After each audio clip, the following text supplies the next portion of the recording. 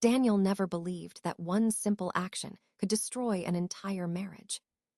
He only borrowed his wife Olivia's phone to place a food order, nothing more.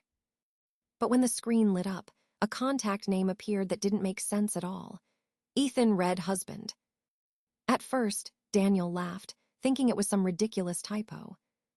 But then his chest tightened, and a cold, instinctive fear spread through his body. Why would his wife save another man under that name? Why would she even need to? That single moment planted a seed of doubt that refused to go away. It grew louder, stronger, heavier every minute until Daniel could no longer ignore it. And with one decision, to follow that doubt, his peaceful life would unravel into secrets, lies, and a truth darker than anything he ever imagined. Daniel couldn't sleep after seeing the contact name. He kept replaying it in his mind, convincing himself that there had to be a reasonable explanation. Maybe it was a joke, a prank, a work contact saved weirdly. Anything was better than the idea that Olivia was cheating. The next morning, while Olivia was showering, Daniel opened her laptop using the password he'd known for years. He wasn't even sure what he was looking for. He just needed something that made the fear go away. He opened her email, work accounts, social media. Everything looked normal. Too normal. It was the kind of digital footprint a person would have only if they were trying very hard to appear harmless. And then, inside her browser, he found it. 2 saved LinkedIn logins. His hands started shaking as he clicked the first one, the one he always knew. Olivia Thompson, marketing strategist, Seattle, married to Daniel Miller. Her profile picture was taken at their anniversary trip 2 years ago. Her work history, endorsements, connections, everything was exactly as he expected. Then he logged out and opened the second account. Olivia Cooper, business consultant, Denver, married to Ethan Cooper. Another profile picture. Another wedding date. Another husband. Daniel felt like he was staring at a stranger who had stolen his wife's face. He scrolled through the profile desperately, hoping it was some fake made by someone else. But he recognized every detail she wrote on her bio. The way she phrased things, the emojis she always used, the tone that felt undeniably her. He clicked on her resume attachment and froze. Her phone number, her birth date, her signature, exactly the same as on her Seattle profile. There was no mistake. Both accounts were Olivia. Both accounts were current. Both husbands were real. Daniel leaned back in his chair, unable to breathe, staring at the screen like it might explode. His entire world suddenly stopped making sense. He needed to know if this was an online game, or if Olivia was actually living a second life.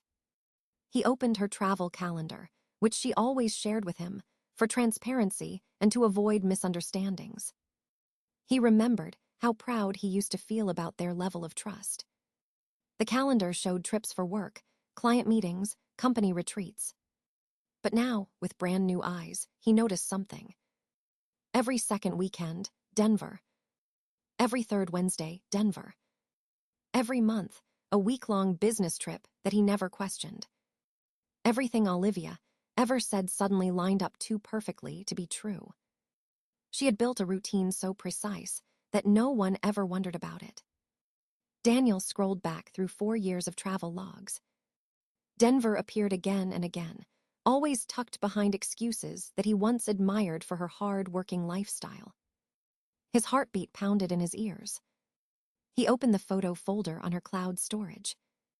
Buried deep in an album he had never seen before were pictures of Olivia smiling, celebrating, hugging people he didn't know. Then one photo stopped him cold.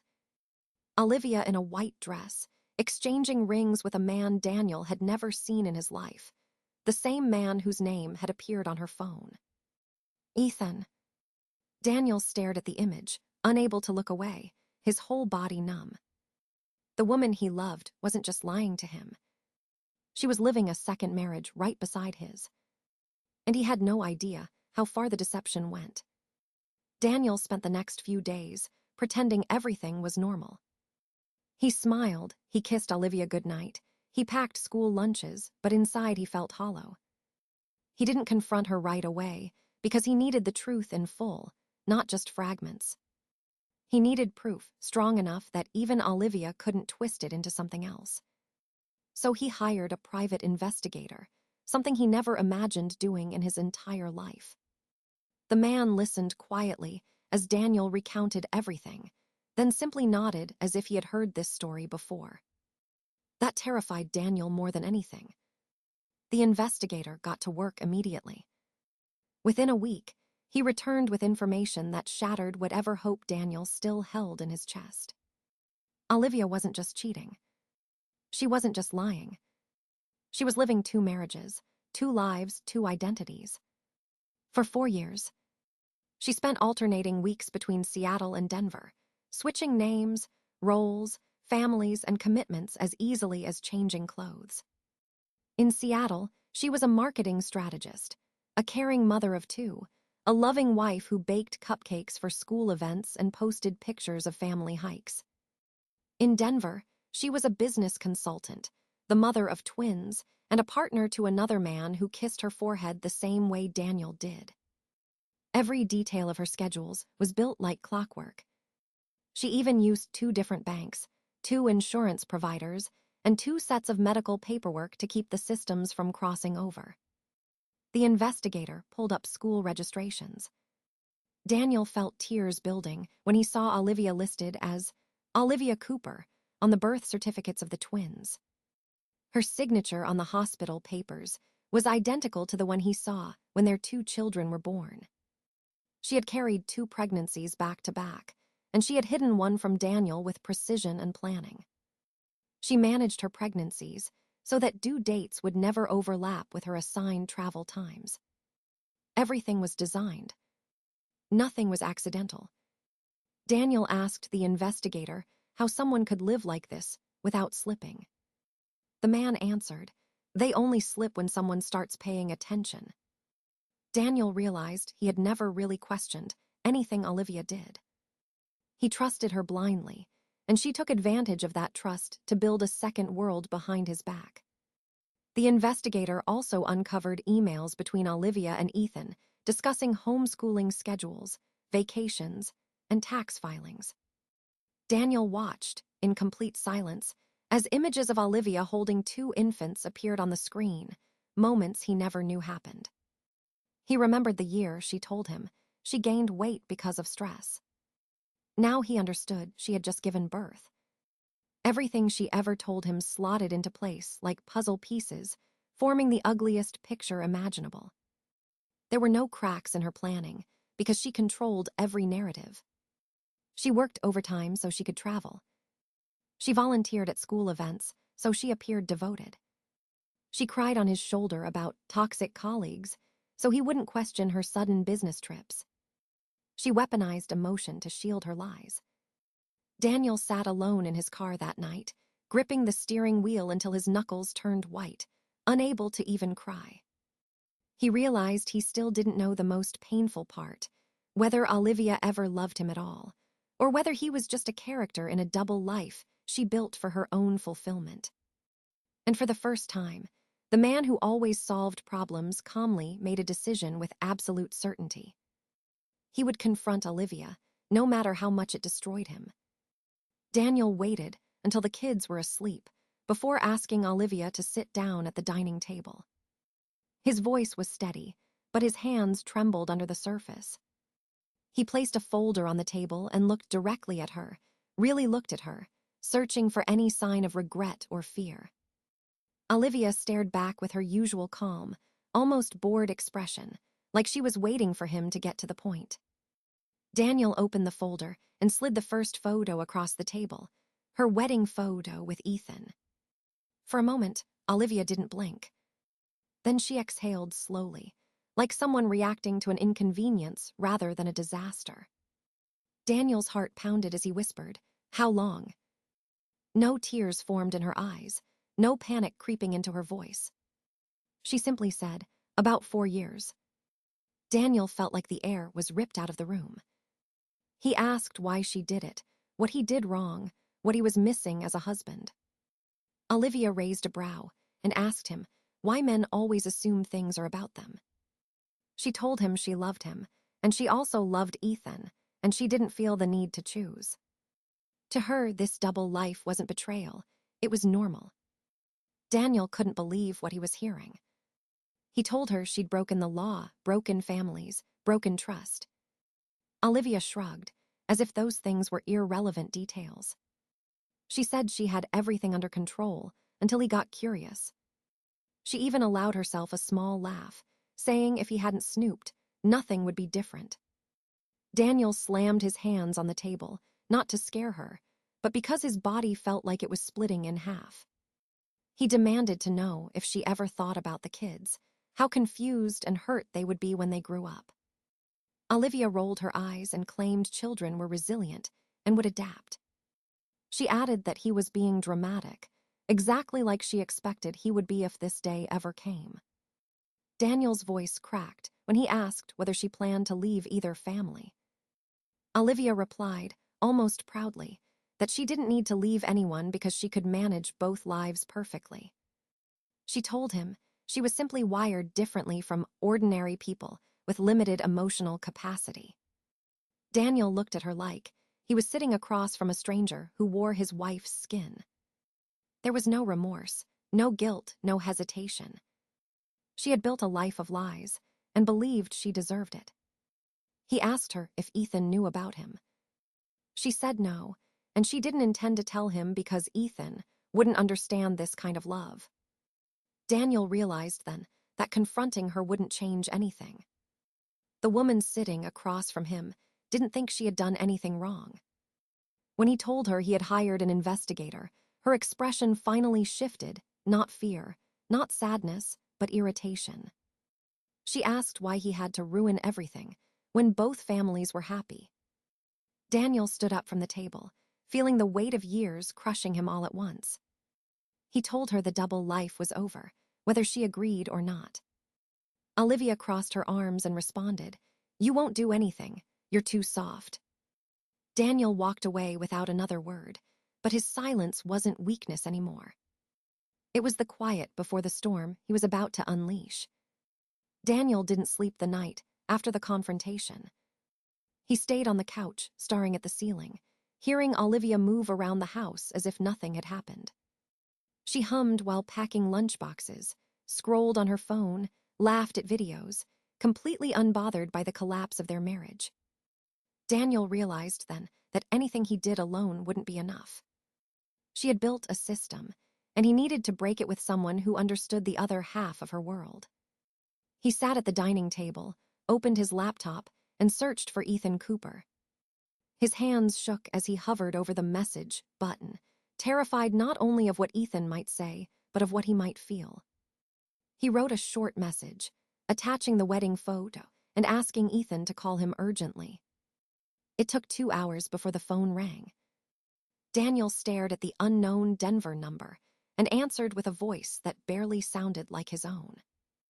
Ethan spoke cautiously at first, asking why Daniel had contacted him and whether this was some kind of mistake. Daniel told him there was no mistake. He said Olivia wasn't who Ethan thought she was. There was a long silence on the other end of the line, followed by a heavy exhale that sounded like someone trying not to break. Daniel told him everything, every detail, every piece of proof. He expected anger, rage, threats, maybe even denial. But Ethan didn't scream. He listened quietly, the same way Daniel had listened to the investigator weeks before. When Daniel finished speaking, Ethan asked one single question. "Are you sure?" Daniel replied that he wished more than anything it wasn't true. Another silence followed, then Ethan whispered that he needed time. Daniel said he understood, and the call ended. 4 hours later, Ethan called again. His voice was calm, too calm, the same calm Daniel had seen in himself before everything fell apart.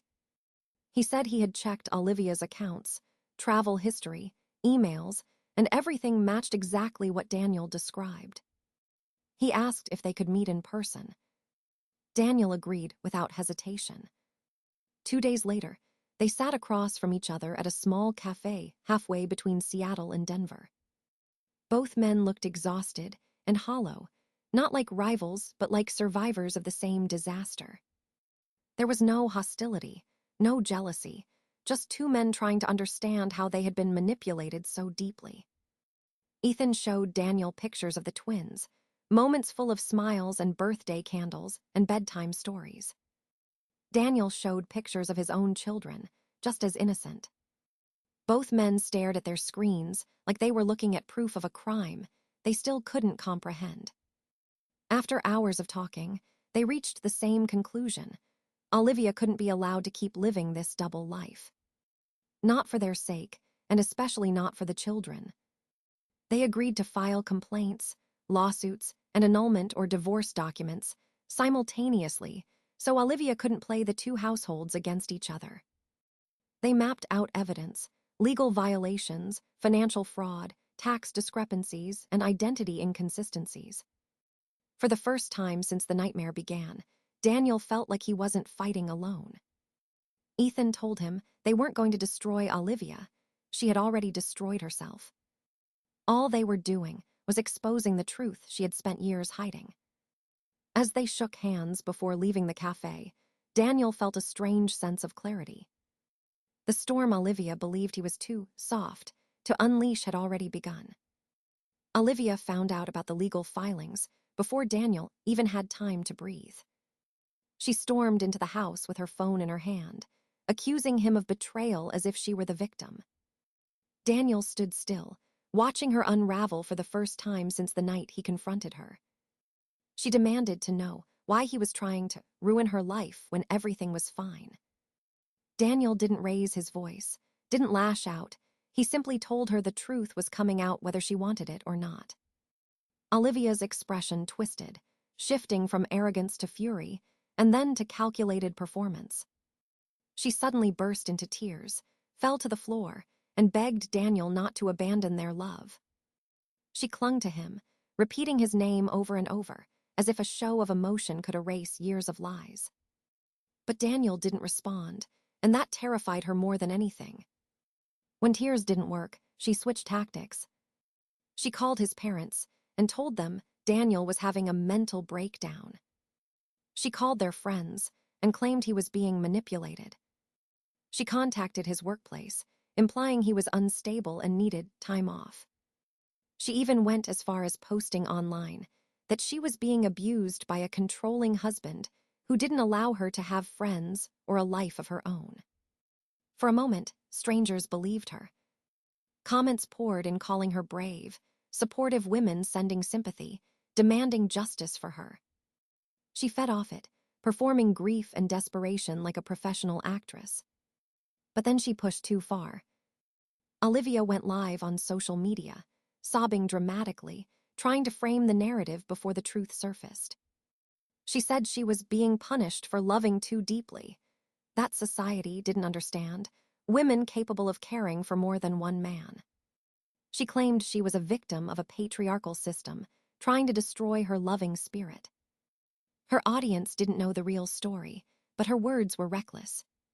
She talked about travel schedules, 2 homes, family routines in Seattle and Denver, medical paperwork, tax filings. Every detail she shared was an accidental confession. In her attempt to prove she wasn't hiding anything, she exposed everything. Clips of the live stream spread quickly, and viewers started connecting the dots. The comments turned. People asked how she had 2 houses, 2 husbands, 2 separate financial identities. They asked how she had hidden twin children from one side of her life. And then someone tagged legal authorities in the video.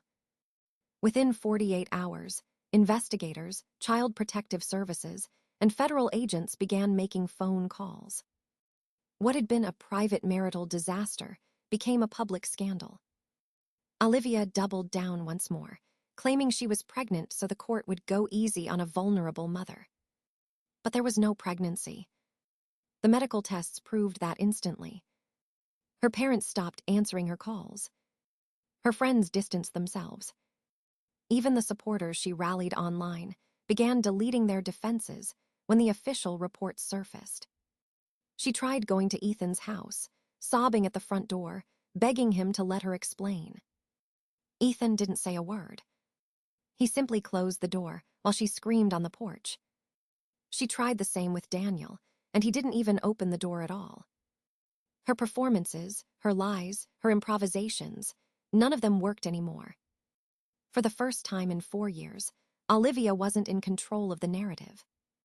The world finally saw the truth she had spent years covering with smiles and perfect planning. And with every desperate attempt to save herself, she buried herself deeper.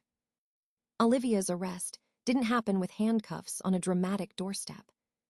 It happened quietly, in a courthouse hallway where she thought she was showing up for another hearing to argue for public sympathy. Federal agents approached her, informed her of the charges, and she froze for the first time in months. There was no script she could perform, no camera she could cry to, no audience ready to defend her. She looked around the hallway expecting someone to rescue her, but no one moved. When she was taken into custody, Daniel was there, sitting on a bench waiting for the ruling on temporary child custody. She looked at him like she expected help, like he was still the man who forgave everything.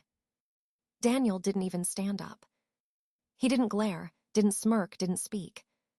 He just watched her being escorted away like a stranger passing by.